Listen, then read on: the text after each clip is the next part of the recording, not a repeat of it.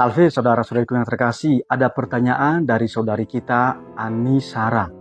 Pertanyaannya begini, Romo, kalau perkawinan secara muslim, kemudian suami kembali diterima di gereja Katolik, apakah masih bisa komuni?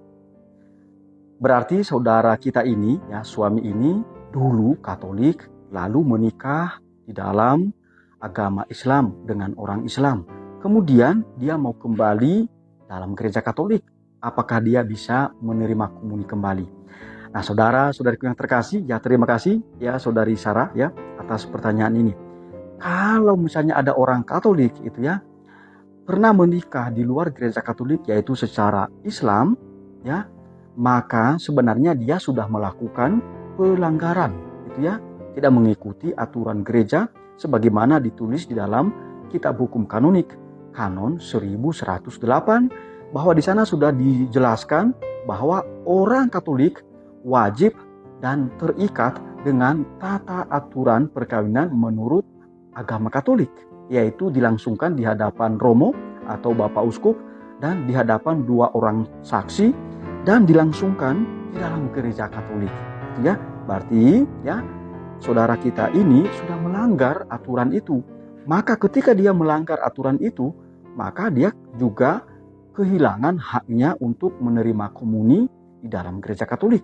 Apalagi saudara-saudari yang terkasih, perkawinan antara Islam dengan Katolik atau antara Katolik dengan Islam adalah perkawinan beda agama. Dan di dalam kitab hukum kanonik Kanon 1086 sudah sangat tegas di sana dikatakan bahwa beda agama itu merupakan halangan perkawinan. Kalau seandainya orang Katolik pada akhirnya mau menikah beda agama itu, dia harus meminta dispensasi ya perkawinan beda agama kepada Bapak Uskup atau kepada Romo Vikaris Jenderal atau kepada Romo Vikaris Episkopal Teritorial. Tentu saja praktisnya yang meminta ini nanti yang membantu adalah pastor paroki, tak usah takut. Tapi pihak Katolik harus berjanji di hadapan Allah, di hadapan Romo, ya, di hadapan warga gereja bahwa dia tidak mau meninggalkan iman Katolik. Lalu semua anak dibaptis dalam gereja Katolik, lalu semua anak dididik dalam gereja Katolik. Nah, apakah Anda, ya orang Katolik, mampu memenuhi kewajiban ini, ya janji ini, komitmen ini seumur hidup Anda? Nah, ini jadi jangan juga main-main untuk berjanji di hadapan Allah. Hal ini ya, janji-janji ini ya ditegaskan di dalam Kanon 1125.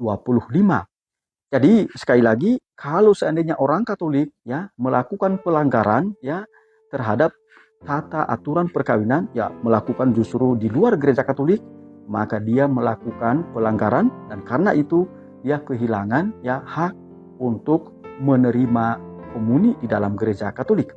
Maka ketika dia mau kembali dalam gereja Katolik, tentu saja kita sambut dengan sukacita, dengan baik, dan proses kembalinya itu juga tidak repot. Yang penting dia punya kerendahan hati untuk mengikutinya. Yang pertama, dia tentu saja kalau mau kembali dalam gereja Katolik berarti dia mau mengesahkan kembali perkawinannya secara Katolik sesuai dengan aturan gereja Katolik. Jadi dia nanti akan menikah lagi di hadapan Romo, di hadapan dua orang saksi, dan di dalam gereja Katolik. Kalau misalnya istrinya itu tetap Islam, tidak masalah. Dia mempertahankan agamanya. Tetapi harus meminta dispensasi perkawinan beda agama kepada Bapak Uskup atau kepada Romo Vikjen atau kepada Romo Vikaris Episkopal.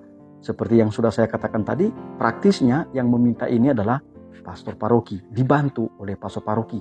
Tak usah repot atau tak usah pusing. Tapi Anda yang Katolik berjanji bahwa Anda tidak meninggalkan iman Katolik, semua anak yang lahir dididik dan dibaptis dalam gereja Katolik. Dan itu seumur hidup Anda. Anda harus berjuang melakukan itu ya. Jadi itu yang harus diperhatikan. Kalau seandainya istrinya itu mau masuk Katolik, ya, itu juga bagus. Tetapi istrinya itu yang Muslim harus mengikuti katekumenat selama 1 tahun. Ya, dia mengikuti pelajaran ya pelajaran agama Katolik itu ya, supaya dia memahami sungguh apa yang dia nanti hidupi di dalam agama Katolik. Jadi itu yang pertama. konvalidasi perkawinan atau pengesahan perkawinan secara Katolik. Lalu yang kedua, saudara-saudari yang terkasih, karena dia pernah yang menikah di luar gereja Katolik yaitu secara Islam, berarti dalam ijab qabul kemungkinan dia sudah mengucapkan syahadat Islam. Apa akibatnya kalau mengucapkan syahadat Islam dalam ijab qabul itu, dalam perkawinan secara Islam itu? Berarti dia sebenarnya berpindah menjadi umat Islam. Nah, kalau dia kembali ke dalam gereja Katolik kembali, dia harus mengaku ini sebagai sebuah kesalahan, ya.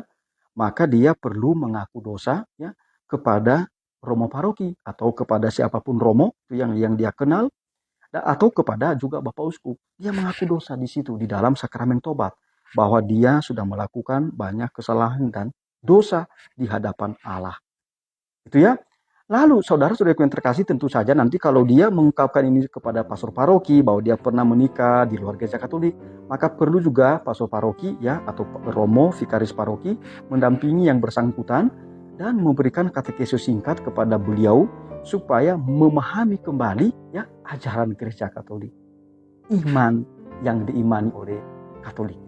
Jadi saudara-saudara yang terkasih, kalau dia sudah melakukan ini semua, yaitu pengesahan perkawinan, yang kedua kembali ke dalam gereja Katolik dengan mengaku dosa, ya karena dia pernah keluar dari gereja Katolik atau menikah di luar gereja Katolik, maka kalau itu dilakukan, dia bisa menerima komuni kudus di dalam perayaan Ekaristi. Gampang bukan?